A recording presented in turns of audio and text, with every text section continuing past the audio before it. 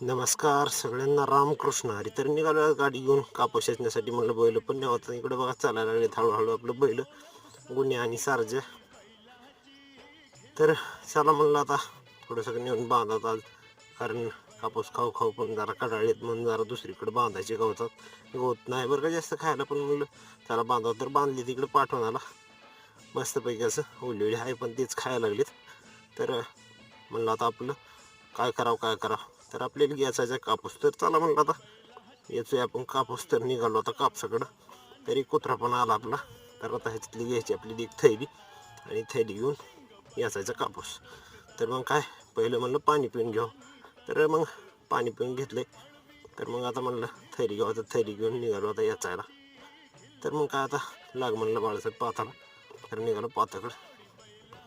आणि इकडे बघा आता ही थैली टेकली खाली. मग म्हणलं आता चल बाळासाहेब लाग आता याचायला. तर बघा